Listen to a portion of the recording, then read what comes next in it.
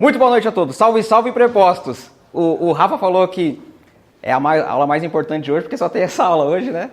Não tem outra. Empresta o passador. Bom, como o Rafa fez a introdução aqui, para quem não me conhece, muito prazer. Eu sou o mestre engenheiro Felipe Lima, sou especialista em manutenção predial. Trabalho com isso a minha vida inteira. Já são 17 anos focado somente em manutenção predial. Já trabalhei em São Paulo, obviamente, Distrito Federal, Pará, Brasília, Belém e por aí vai, falando exatamente sobre isso e atuando diretamente com gestão de manutenção. Qual que é a função da manutenção predial? Todo mundo aqui trabalha com condomínio, todo mundo é síndico, preposto, síndicos, prepostos, todo mundo então trabalha com gestão predial. Está lá no dia a dia, como disse o Rafa, manutenção predial é aquilo que vai salvar um síndico ou que vai afundar ele, porque é o que todo mundo vê e é o que todo mundo sente. Parou a água, parou o elevador, é manutenção, cara. Quem mantém isso aqui funcionando é a manutenção predial. Não menosprezando as outras áreas, são todas importantes, mas quem faz um prédio funcionar ou quebrar é a manutenção predial. E qual que é a função dela no entendimento de vocês? Eu coloquei aqui algumas coisas. Tem pessoas que falam que a manutenção, a função dela é gastar dinheiro. Tem outras pessoas que falam que a manutenção é para garantir o conforto. O que vocês acham? Qual que é a função da manutenção predial dentro do condomínio? Na minha opinião, é a prevenção também. Perfeito. Valorizar a edificação. Perfeito. Tem que valorizar. Se a manutenção está bem feita, o prédio é valorizado. Se está ruim, vocês com certeza já viram um monte de prédio já com 10 anos de idade que parece que tem 50. Prédio com 50 que parece que tem 2. Por quê? A qualidade da manutenção que foi empregada ali nele. E é nossa função fiscalizar isso aí. Eu tenho uma frase que eu gosto muito, autoria minha, tá? Por favor, comecem a divulgar isso nas redes sociais e falar, by Felipe Lima. A função da manutenção predial é garantir a saúde, a segurança e o conforto dos usuários, bem como a valorização patrimonial. Essa é a função, cara. Se todo mundo sair daqui com essa frase na cabeça, para mim já valeu o dia. Ficamos até às 10 da noite, depois vamos tomar cerveja, porque é só brindar e comemorar. A função da manutenção é garantir saúde, segurança e o conforto dos usuários, bem como a valorização patrimonial. E para isso acontecer da melhor forma, para que seja possível que entregue justamente essas coisas boas para o condomínio, eu vou precisar fazer serviços, né, cara? Eu vou realizar diversos serviços lá dentro. Limpeza de piscina, trocar lâmpada, eu vou fazer reaperto dos quadros, manutenção de bomba. E aí que começa aquela dificuldade na cabeça de todo mundo de entender as nomenclaturas da manutenção. E tá tudo bem a gente falar errado e confundir, mas tem uma nomenclatura padronizada aí, que é a NBR 5674, daqui a pouco eu vou falar sobre ela, que divide manutenção predial em duas grandes famílias.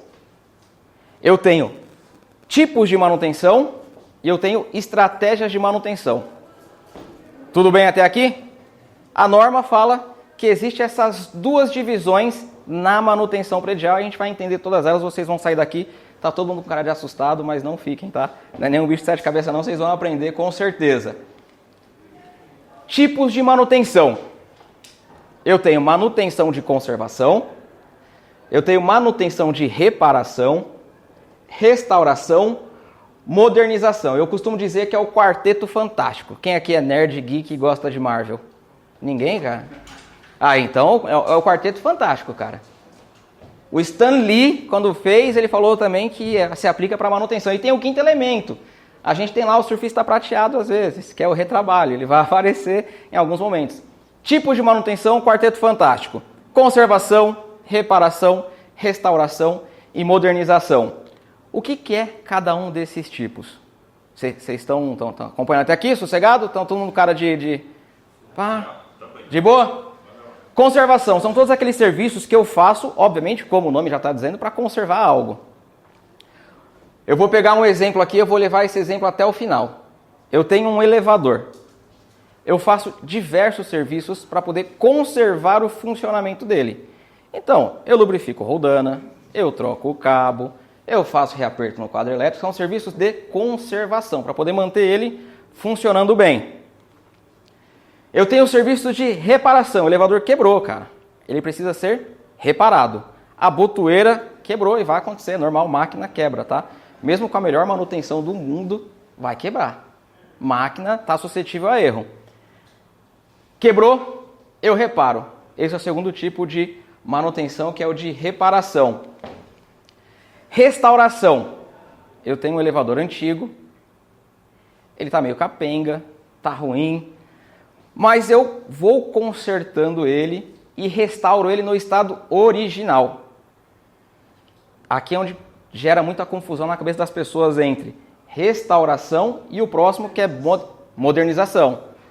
Isso gera confusão. Então, restauração, eu mantenho o equipamento, o ativo, o sistema original. Ele vai voltar para aquele estado original. Eu não vou mudar nada nele. Boa noite, boa noite. Vou mudar nada nele. E o próximo, que é a modernização. O mesmo elevador. Putz, ele gasta muita energia, ele quebra muito, ele é feio. Tem modernização estética também. Eu posso fazer só uma palavra da moda, um retrofit estético. Tá na moda. Eu só troco a casca dele, mas a máquina tá ruim. Não façam isso, tá? Se for fazer retrofit, faça da parte técnica, funcional. Deixa a estética por último. Ah, eu tenho tanto de budget. Cara, restaura a parte técnica. Faz um retrofit da máquina. Troca o equipamento. Você vai economizar energia, vai ter mais segurança. Não dá para fazer os dois? Depois você faz a estética. Deixa ele ainda com aquele aspecto antigo, aquela porta de correr. Nem tem mais, né? Aquelas portas de madeira, não existe mais. Mas ainda no centro da cidade você encontra alguns, né? Puta merda. A porta de madeira de abrir assim, ó. Que é charmosa, né, cara? É um charme, é um charme. Mas os elevadores são novos. São novos, já foi modernizado. Perfeito. O principal, que é a máquina, o equipamento. Então a portinha pode manter lá, porque tem prédio que você, se trocar, perde até o glamour do empreendimento, né? Tem aquela coisa do prédio todo de madeira, todo bonito. Tem esse prédio todo de MOG na recepção. Aí você chega e tem um elevador de inox. Putz, você acabou. Os arquitetos vão voar no nosso pescoço. A guerra eterna, né? Arquitetura e engenharia. Beleza? E por último é o retrabalho. Quando é que eu aplico o retrabalho? Toda vez que eu fiz algum desses outros serviços e ficou ruim. Eu fiz uma reparação, eu fiz um conserto, eu fiz uma modernização, ficou ruim, eu vou ter que voltar lá para poder ter um retrabalho. Deu ruim, cara. Acontece? Claro que acontece. Muito. É a nossa vida. Às vezes é uma questão técnica, às vezes faltou zelo, às vezes faltou supervisão, às vezes faltou gestão e os caras vão embarrigando, fazendo do jeito que acha que tá bom e acaba dando um retrabalho. Dúvidas até aqui? Pode, vai ter prova no final, hein? Depois da dinâmica. Estratégias de manutenção. Tem um vídeo meu. Quem aqui me segue no YouTube? Ó, cara, tem 2, hein, velho? Nossa, ó, até o final do dia. Vamos lá, lição de casa. Vocês vão entrar no YouTube e vão digitar manutenção predial. Eu tenho um canal lá no YouTube que tem justamente esse vídeo que eu vou falar aqui para vocês agora. E é o vídeo mais assistido, que é a diferença de manutenção corretiva, preventiva e preditiva. Que ela, muitas vezes as pessoas falam que é o tipo de manutenção. E tá tudo bem, pode falar tipo de manutenção mesmo, não tem problema. Mas normativamente ela é uma estratégia. Essas 3 famílias aqui são estratégias de manutenção e não tipo. O tipo é a conservação, reparação, modernização, restauração e retrabalho. E a estratégia é corretiva, preventiva e preditiva. Manutenção corretiva. Quem sabe o que é manutenção corretiva? Sem olhar aqui, sem ler. Quebrou, corrige. Simples assim. É a manutenção mais cara de todas. É a que mais dá dor de cabeça. É a falta de preventiva, cara. Então, pô, se eu... Não. Pessoal, vamos pegar o elevador. O cara do elevador adora isso aí, né? Ah, quebrou, agora vai ter aditivo, agora vai ter peça. Putz, é o que eles mais gostam. E é o que a gente menos gosta, né? É o que a gente mais odeia. Por quê? Cara, ela gera dor de cabeça, ela vai dar trabalho. Alguém vai ficar insatisfeito, ou todo mundo vai ficar insatisfeito. Mas, nossa, tem uma bomba que ela quebra toda hora, tem que fazer corretiva nela. Meu, isso aí é a pior coisa que existe. O elevador. O elevador é o equipamento mais utilizado dentro de um condomínio. É o que todo mundo sabe que existe. As pessoas mais leigas da face da Terra conhecem 2 coisas: elevador e portão. O que mais dá dor de cabeça para um síndico? Elevador e portão. É isso, cara. E aí, A gente, poderia ficar aqui um tempão falando sobre portão e elevador. O que acontece muito em portão? É falha de projeto ou falha de execução. Eu faço muita implantação, eu pego muito condomínio novo e faço o recebimento da edificação para o síndico. Cara, é batata. Eu chego no portão, eu dou negativa. Por quê? As construtoras, elas fazem um portão imenso, gigante, maravilhoso, lindo, e colocam um motorzinho lá. Vou ter que falar a marca, mas não é questão da marca, e sim da característica dele. Coloca um portãozinho da PPA, um motorzinho PPA. É residencial.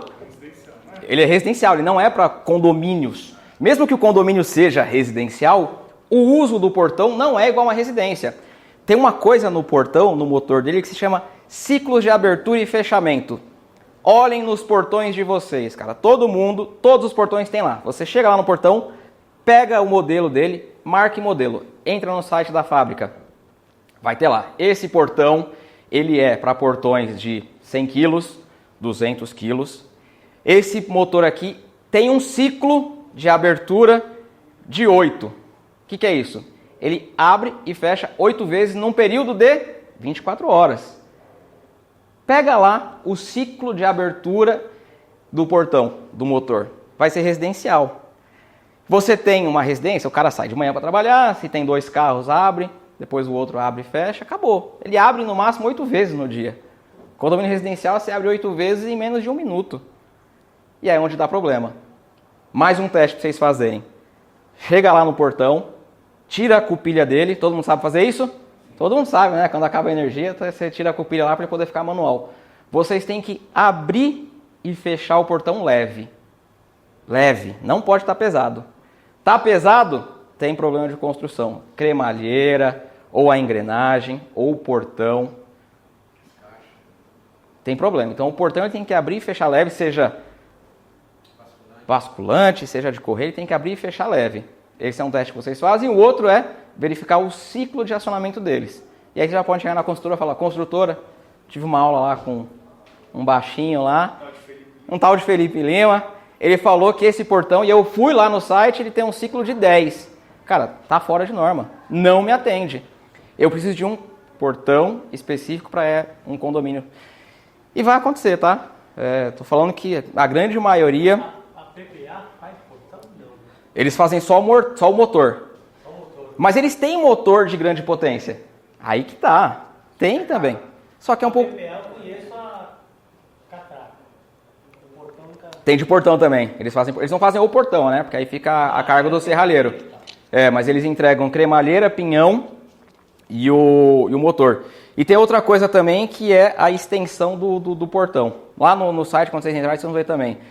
Vamos continuar no mesmo exemplo. O portãozinho, ele tem um ciclo de 8 e ele tem uma extensão de 3 metros. O portão de vocês tem 6 metros, acabou. Esse motor não é para aquela extensão. Essas informações são claras, tá? Enfim, muito claro de você pegar essa descrição e verificar o portão de vocês. Corretiva, dúvidas? Quebrou? Claro, bora! Quando coloca o portão e a cremalheira ali embaixo, tem emenda que não deu o suficiente, isso fragiliza ou não? Não fragiliza, só o que acontece a emenda? Se ele tem emenda, é porque aquele portão não é para aquela dimensão. Porque quando você compra o motor, ele já vem com a cremalheira do tamanho exato para qual aquele motor foi projetado e executado. Então, se tem emenda, é porque o cara pegou e já colocou 2 ciclos a mais. É um portão, aquele motor é para trabalhar com 3 metros de extensão. Se o portão tem 6, o cara coloca uma segunda cremalheira ali, então já está fora já. Não é para ter. Se tem emenda, é porque o motor foi dimensionado errado. Talvez ele tenha sido dimensionado certo, mas ele foi instalado errado.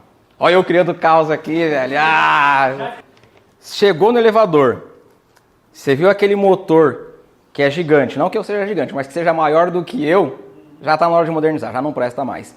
Se tem aquele sistema eletromecânico, você entra numa caixa de lá que faz clac, clac, clac, clac, clac, clac, sai faísca, joga no lixo. Isso aí já não presta mais.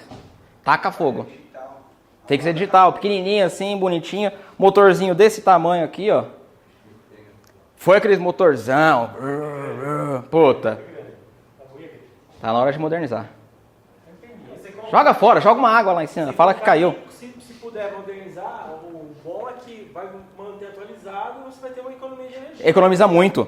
Economiza muito. O pessoal, quando já fez alguns orçamentos para a modernização, cara, é muito dinheiro. Sabe o que você tem que fazer? Você tem que pegar, tem um medidor, você vai contratar uma empresa que ela vai fazer a análise de energia. Você vai contratar ela para poder fazer a análise de energia somente desse motor. Então ela vai pegar um equipamento, vai instalar nesse motor e vai deixar lá por uma semana. Você vai saber exatamente quanto de energia elétrica aquele motor está consumindo. Depois você faz o payback, fala, ó, eu vou, para modernizar, vou gastar 100 mil reais.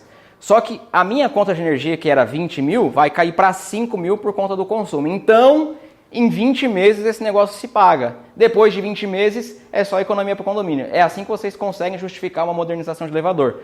Porque condomínios residenciais, o que mais consome em primeiro lugar é elevador. Iluminação, que o pessoal fala, vamos colocar LED. Lembra da época do LED? Era a moda. A moda era, vamos colocar LED, coloca uma lâmpada sim, uma lâmpada não. Teve esse momento, né? Teve um momento também da moda do, vamos fazer captação de água de chuva e utilizar. Só que se não tratar a água, apodrece tudo e você não consegue usar aquela água para nada. Porque não é só colocar a cisterna, você tem que tratar aquela água também. A elétrica, cara, é o que mais gasta no condomínio residencial, é elevador. Depois disso vem portões, depois vem bomba, por último iluminação. É o que mais gasta, é o elevador. Então, puta, a sua conta hoje é 20 mil, o cara vai reduzir isso para 5, 6 no máximo. É o maior vilão. Agora, prédio comercial, o que mais gasta é ar-condicionado. E aí depois segue. Elevador, lá. Mas o que mais gasta... Todo mundo aqui trabalha com residencial ou tem gente de comercial aqui também? Vilão de vocês, elevador. E aí vocês vão economizar também com peça, com manutenção, vai ser mais fácil de achar peça.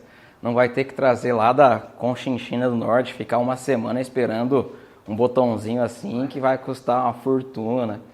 É só ganho. Mas é difícil. Eu estava falando isso com o Stefan lá fora, né? O síndico, a gente tem aquela visão de que o síndico tem o poder, mas não tem. O nosso poder é executivo. Quem manda dentro do condomínio é o morador, velho. Se o morador falou não vai fazer, não vai fazer. Se vai fazer, vai fazer. O nosso desafio é mostrar o porquê fazer aquilo. Por que eu vou trocar elevador? Por que eu vou modernizar? Cara, você não vai ter mais falha, o elevador vai parar numa boa, não vai dar aqueles trancos parando, o elevador antigo dá tranco, né? Para de uma vez, vai ser mais confortável e vai economizar energia. Falou de economizar energia, dinheiro no bolso, ganhou. Você já ganhou todo mundo. Todo mundo já é seu amigo, todo mundo já sai lá, síndico.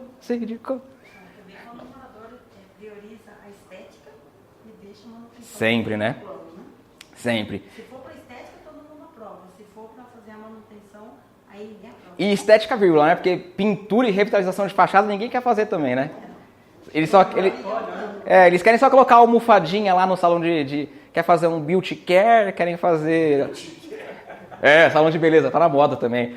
Fiz 3 projetos essa semana de beauty care. Eu tenho um spa e quero fazer um beauty care aqui dentro. Porra, um salão de belezas, velho. Por que não fala salão de belezas? Revitalização estética, quando você vai fazer essas que são escondidas, e aí é estratégia de síndico, né? Eu não sou síndico, eu sou o braço técnico. Mas o cara sempre fala, eu tenho um síndico que trabalha com ele, ele fala, sempre quando eu vou fazer alguma coisa escondida, eu faço alguma coisa visível. Então vai fazer a revitalização, a modernização do elevador, vou plantar umas bananeiras aqui, vou colocar uns pés de goiaba aqui, porque o cara... Depois, todos os dias. Bora mostrar o que está fazendo para não ter tanta reclamação. Perfeito. E vai ter reclamação, né? Meu elevador eu não tenho elevador agora. Mas enfim, aí são os desafios do síndico que eu não tenho autonomia nenhuma, nem experiência para falar. Eu só acompanho e vejo o síndico sofrendo. A minha parte é ajudar que vocês não sofram tecnicamente. Eu falo pra caramba, né? A gente já foi pra portão. Corretiva, dúvidas? Quebrou? Eu conserto. Exemplo de corretiva. Cara, troca de lâmpada, consertar a parede... O cara que chega bêbado e bate na parede e quebra, a gente tem que consertar. Quebrou, eu conserto. De todas as manutenções é a mais cara, porque você não tem uma previsibilidade orçamentária. Você nunca sabe. Se eu deixar algum equipamento quebrar, ele nunca quebra sozinho. Ele vai quebrar e vai zoar alguma outra coisa junto. Então, vai zoar tudo. A bomba que queimou vai contorcer a tubulação, porque vai esquentar. E aí você vai ter que trocar a bomba e a tubulação. Fora que vai ficar sem água, aí você vai ter reclamação. Então é sempre a mais traumática de todas. Como mitigar? com a preventiva. A manutenção preventiva é aquela que tem por finalidade prevenir, para que não tenha nenhum problema, e ela é metrificada pelo tempo. O que é isso? O cara do elevador, ele vai lá todos os meses, né? Todo mês eu vou lá no condomínio. Se eu tenho um rolamento lá numa bomba, aquele rolamento, quando ele foi projetado, o fabricante falou, esse rolamento vai durar 5.000 horas. Na preventiva, bateu 5.000 horas, eu vou lá e troco aquele rolamento. Precise ou não precise. Se o rolamento ainda está bom, não tem problema. Eu vou trocar porque eu não quero que ele me dê nenhuma dor de cabeça. Preventivamente eu vou trocar. Essa é a manutenção preventiva. O fator preponderante dela é o tempo. Eu executo uma rotina baseado no tempo. Beleza? É importante a gente entender isso porque na preditiva vai mudar um pouco.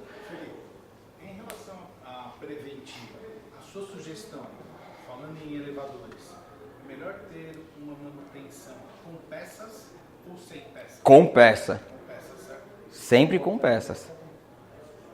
Porque tem muitos moradores falando, não, mas o sem peças é mais barato. É. Você fala assim, quebrou uma rodana, já pagou o ano inteiro. O que eles mais gostam de trocar quando o seu contrato é sem peça? A placa. Ah, é uma placa de 30 mil reais. Compensou economizar 2 mil reais por mês? E aí você vai trocar a placa. Aí troca a placa, depois de um tempo, placa. Cara, e tecnicamente falando, nem precisa trocar a placa. Quem aqui manja de eletrônica aqui? Sem ser o Stefan. Cara, a placa vai queimar um capacitor, queima um fusível. Não precisa trocar a placa, mas os caras, por padrão, eu não posso trocar só aquele elemento. Eu preciso trocar a placa. Eu trabalhava num prédio, e aí fugindo um pouco de elevador, que ele tinha um sistema de ar-condicionado VRF. Todo mundo sabe o que é VRF? Eu vou chegar, vai ter a parte de equipamentos. VRF, esses equipamentos aqui, ó, esses ar-condicionados que tem aqui, eles são split. Então aqui dentro eu tenho a evaporadora, lá fora eu tenho a condensadora. O VRF ele é parecido com esse, só que ele é grandão, ele é gigantão. Então a condensadora é imensa, fica lá fora é grande, e aqui dentro eu consigo colocar várias máquinas ligadas em uma única condensadora. E ele vai variando o fluxo de gás lá dentro. Enfim, lá era VRF Carrier.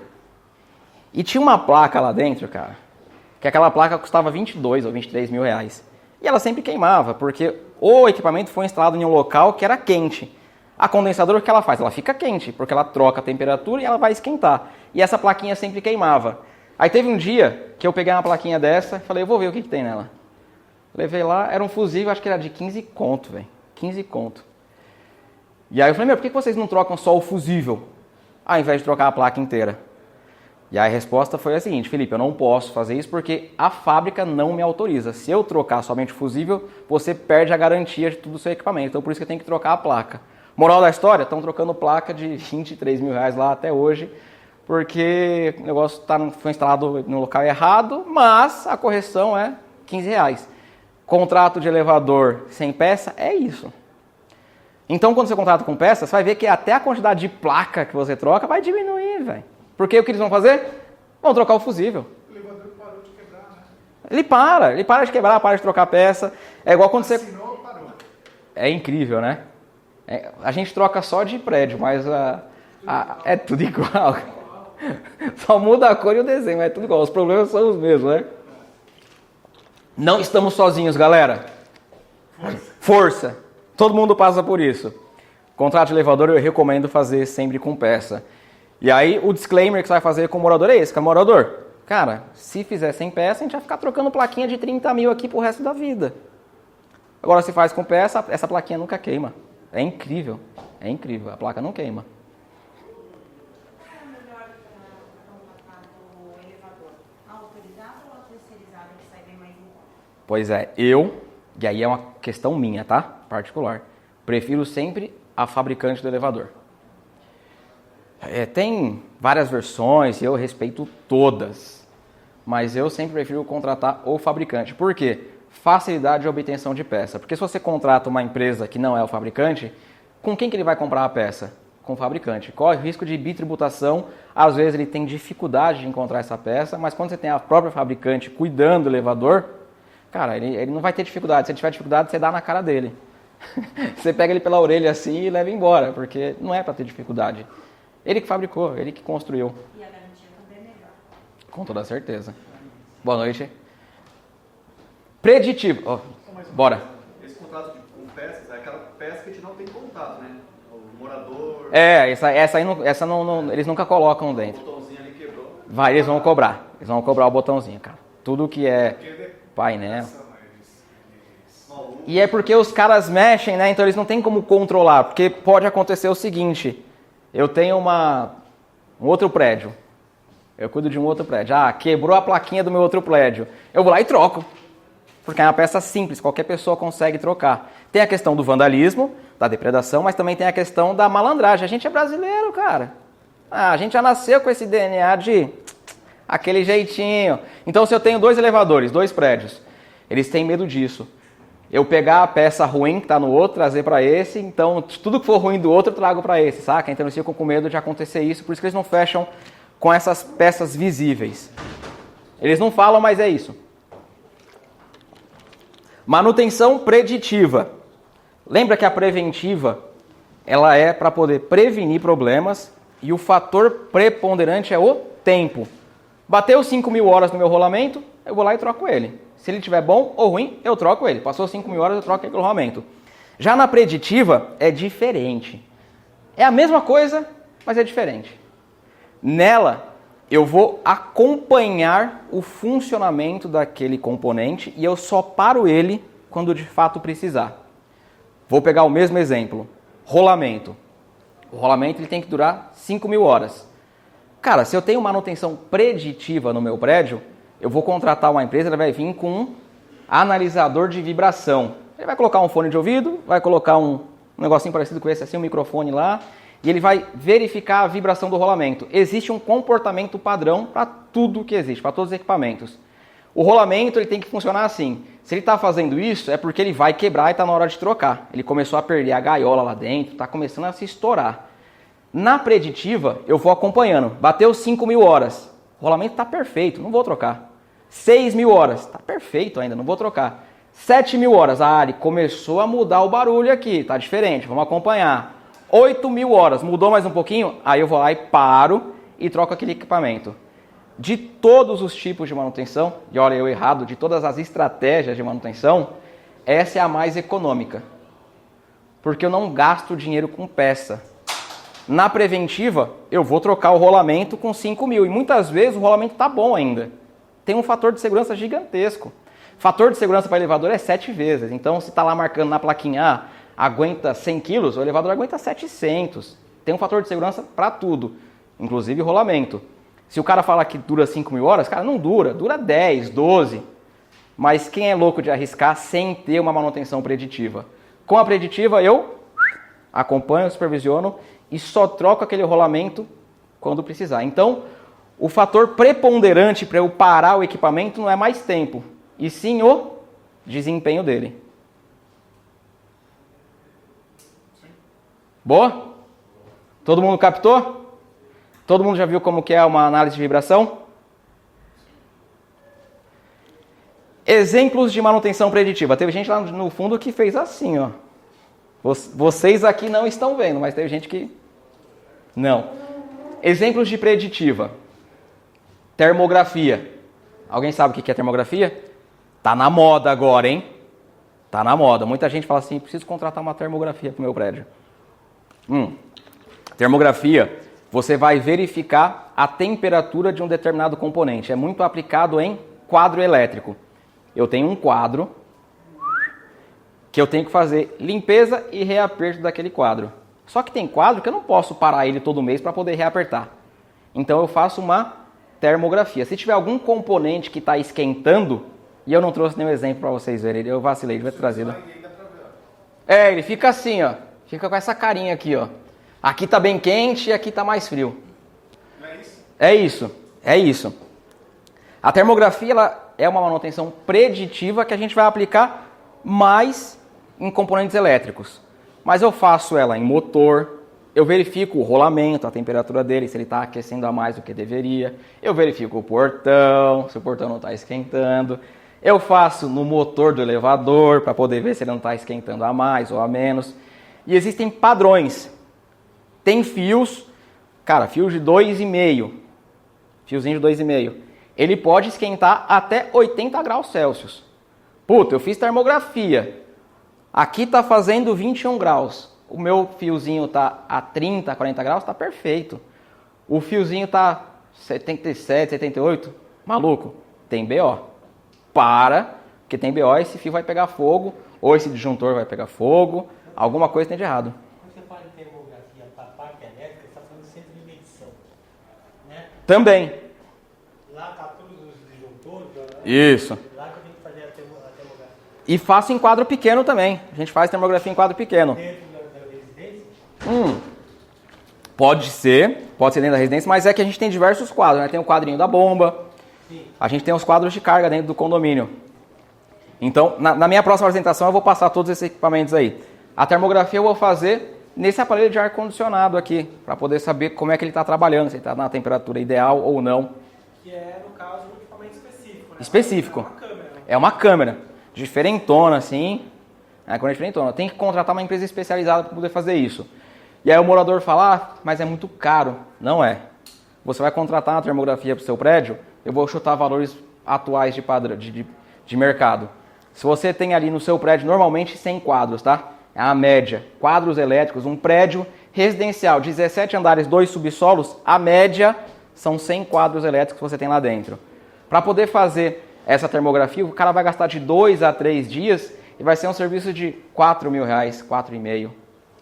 Para poder prevenir um incêndio, para poder prevenir uma quebra gigantesca. Vale muito a pena. Vale muito a pena. Mais um dado aqui estatístico. A maior causa de incêndio em condomínio é por pane elétrica. O pessoal fala assim, pegou fogo porque vazou gás. Tem também.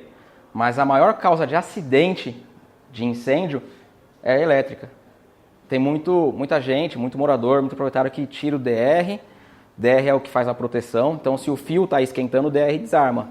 Ele desabilita aquilo e aí o fio ele vira a segurança. O fio vai esquentar até pegar fogo. Por isso da termografia. Deixa eu verificar a minha aprumada, deixa eu verificar os meus barramentos, deixa eu verificar se não tem desbalanceamento de fase. Dá para pegar desbalanceamento de fase. É normal para todo mundo essa nomenclatura, desbalanceamento de fase? Se fizer a termografia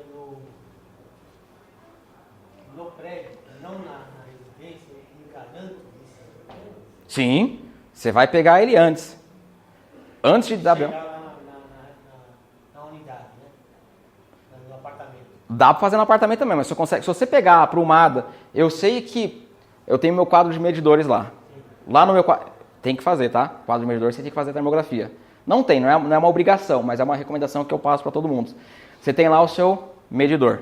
Saem de lá as 3 fases e o neutro, né? Saem 4 fiozinhos lá. Então, apartamento 1, apartamento 2, apartamento 3. Faz a termografia lá. Lá você vai pegar apartamento, sem DR.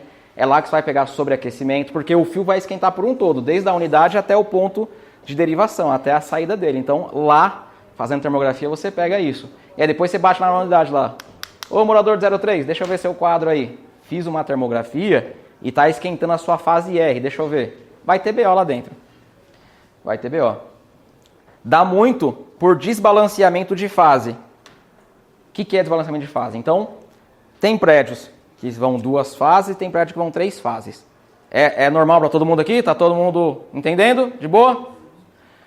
Quando eu tenho dentro do meu apartamento ali, ou até mesmo na área comum isso acontece, eu não posso usar somente uma fase. Porque se eu pego uma fase e o neutro, eu tenho o quê? 110.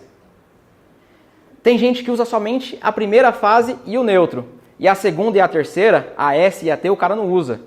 Ele tem que usar, ele tem que fazer o balanceamento, ele tem que distribuir a carga por igual. Mas, poxa, o cara foi fazer obra, tinha que entregar uma tal de ART aí, mas o sobrinho dele é engenheiro, o sobrinho dele fez ART e ele não fez. O cara assinou a RT lá e boa. Ele não tem um projeto efetivo para a unidade dele e acaba fazendo isso, desbalanceando as fases e é onde pega fogo também. Não é para vocês ficarem com medo, cara. Tá todo mundo colhão. Ontem mesmo lá no meu prédio, ela foi trocado um indutor de 40 amperes, estava esquentando muito, ele desarmado, uma bomba de calor.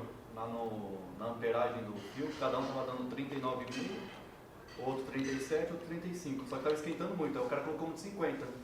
É tranquilo aí? Não. Aí não esquenta mais. Não, chega lá chutando esse cara, já. Traz ele aqui! Semana que vem a gente volta, traz ele aqui. Calor, ela puxa bastante. Então, mas qual que é o fio que está instalado lá? 10. Eu não sei se fio de 10. Pesquisando É. no Google, assim lá, né?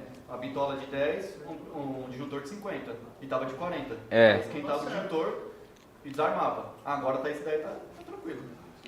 É, se o fio for de 10 você já olhou, porque cada fio aguenta uma amperagem. É de 10. É.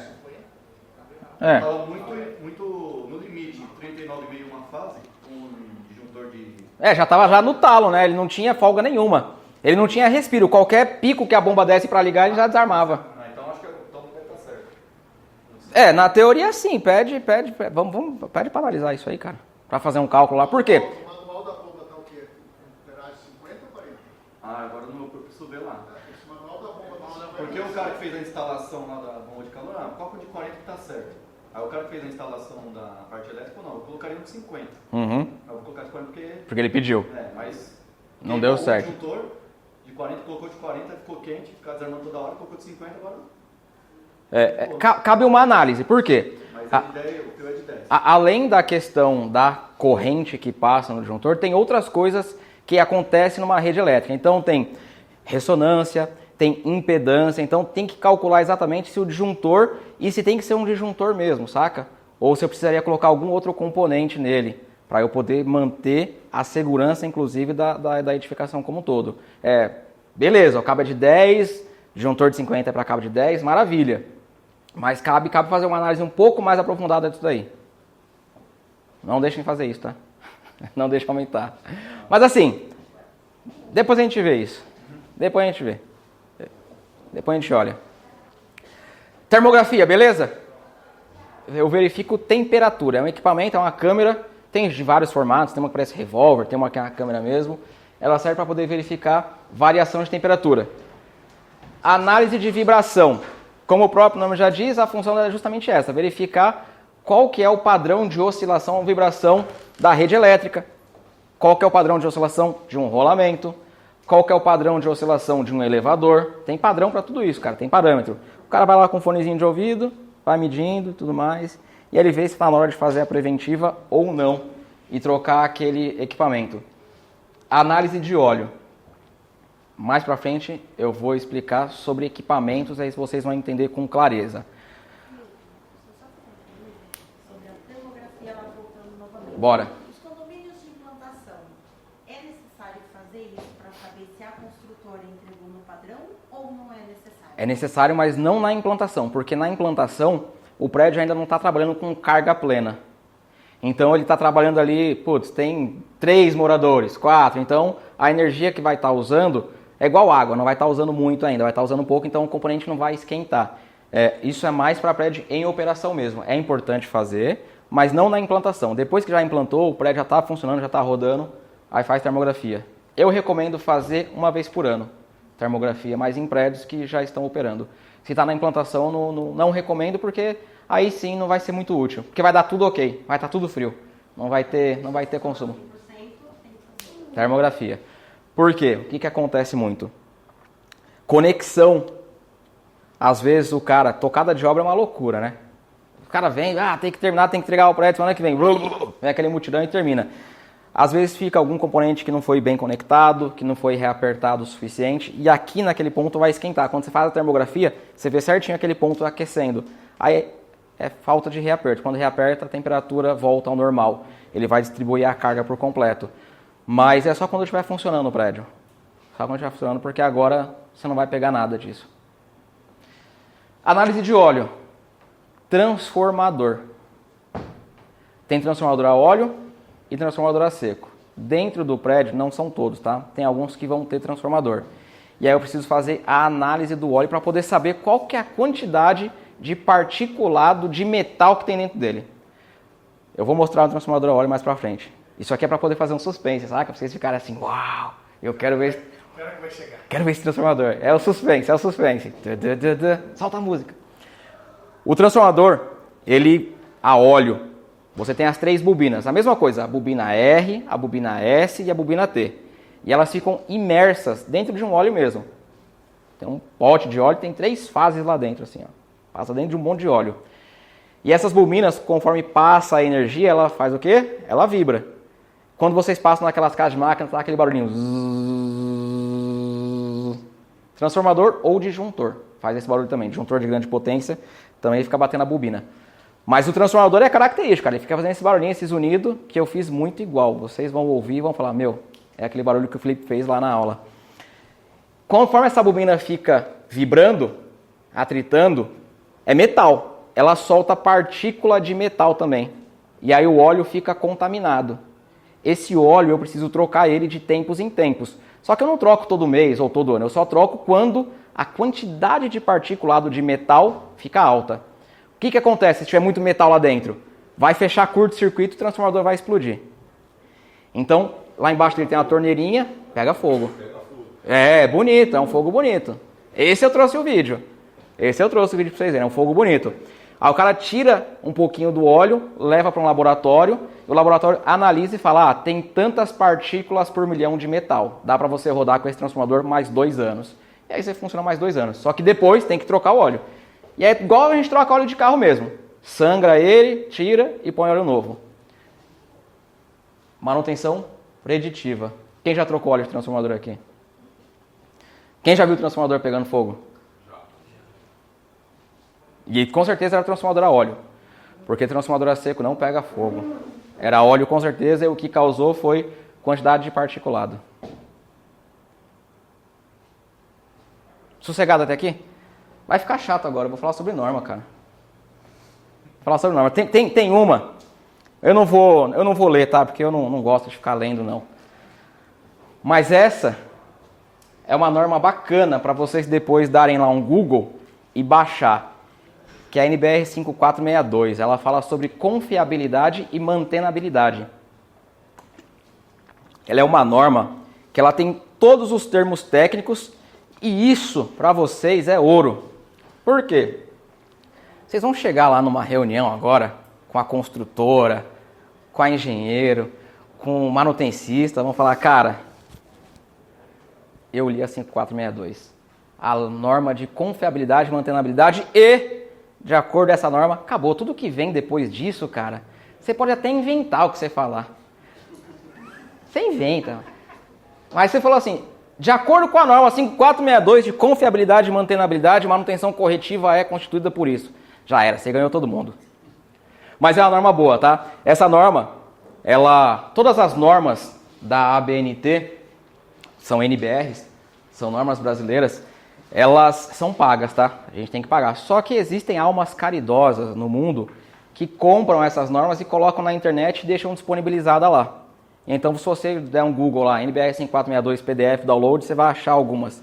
Tem um site que eu uso que é PDF Coffee. Tem todas as normas lá. Hashtag. Você joga lá, NBR 5462 PDF Coffee. Lindo, velho. Esse site é lindo. Tem todas as normas lá. Gratuitas. Alguém colocou e a gente baixa ela. E nessa norma ele fala exatamente tudo isso que eu falei agora com termos técnicos. Então, para você poder colocar num relatório, num corpo de e-mail, para poder participar de uma reunião, cara, ó, vamos ler essa aqui, que coisa, vamos ler essa, só essa. Manutenção corretiva é a manutenção efetuada após a ocorrência de uma pane destinada a recolocar um item em condições de executar uma função requerida. Isso merece uma salva de palmas, né? É bonita, a frase tem isso para tudo. Tem para manutenção corretiva, tem para preventiva e tem para manutenção preditiva. Ele coloca lá os dizeres do que são esses tipos de manutenção de acordo com termos técnicos. Então, quem faz relatório igual eu, a gente usa muito. Isso é um artifício vasto. A gente faz aqueles relatórios bem difíceis de entender, sabe? Que a pessoa fica até com preguiça de ler e fala, tá bom, vai. Eu vou dar causa ganha para esse cara aí. Ele pesquisou a norma. Igual advogado. Hoje eu fui fazer uma perícia. Não sei nem se eu devia contar isso para vocês. Fui fazer uma perícia lá hoje. Obviamente, de um lado tinha a construtora. Tá gravando, né, Stefan? De um lado tinha a construtora e do outro lado tinha o morador. E existia um problema, cara. Tinha um problema lá que era culpa da construtora. A construtora estava fugindo e levava perito, levava engenheiro. Aí o morador falou, Felipe, vou te contratar para você vir aqui. E aí eu fui lá poder fazer a perícia, foram 7 dias, hoje foi o último dia. Estava até contando pro Stefan que foi assim, cara, coisa mais linda. E aí eu fiz um relatório, o relatório tem 45 páginas. O problema era um problema só, o ralo que retornava água. Eu poderia muito bem falar o seguinte, o ralo estava retornando água porque ele estava entupido. Tinha uma tampinha lá dentro e essa tampinha foi a construtora que deixou. Não foi o morador, porque o ralo do morador é desse tamanho, tem 2,5 centímetros. Lá dentro tinha uma tampa de 8 centímetros. Nunca ia passar por aquele ralo de 2,5. Então, essa tampa já estava lá dentro da época da obra. Cara, mas eu coloquei tanta norma lá. Eu falei, inconstitucionalistamente, começando o requerente de um lado na anamnese. Nossa, o perito da construtora falou, velho, causa ganha. Não vou nem discutir. Então é importante a gente conhecer norma por 2 motivos. Por conhecimento, porque tem muita coisa importante. Tem outra norma que eu gosto muito, que é a 5674, mas a gente vai falar sobre ela um pouco mais. E a 5462, que são termos. Essa norma tem todos os termos que você precisar utilizar um dia sobre manutenção, está aqui nessa norma. Dúvidas? Alguém tem mais dúvidas sobre portão, elevador, algo do gênero? Não? Recapitulando então. Tipos de manutenção. Qual que é o quarteto fantástico do tipo de manutenção? Deixa eu ir lá para o final. Qual é o quarteto fantástico? Corretiva. Não, essas são estratégias. Tipo de manutenção. Conservação. Reparação. Modernização. Retrabalho é o 5º elemento, é o surfista prateado. É isso aí. Então eu conservo, eu mantenho, eu restauro ou eu modernizo. E o retrabalho é se der ruim em algum dos outros. E as estratégias, corretiva, preventiva e preditiva. Corretiva é, quebrou eu conserto. Preventiva, eu paro o equipamento de tempos em tempos, todo mês, toda semana, a cada 2 anos. E a preditiva, eu só paro quando eu preciso. Chegou naquele momento, está na hora de parar.